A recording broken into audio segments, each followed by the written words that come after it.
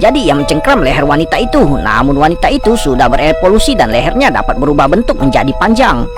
Lantas wanita itu mengambil kaca dan menikam temannya tersebut. Ternyata wanita ini sedang berlomba untuk menunjukkan penampilan menari. Namun ia sangat iri dengan temannya tersebut, jadi ia membunuhnya.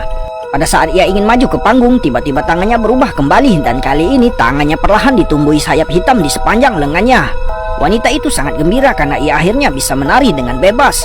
Ia melanjutkan penampilannya dengan penuh semangat. Saat ia berputar-putar, bulu-bulu hitam di tubuhnya tumbuh semakin panjang menyelimuti tubuhnya.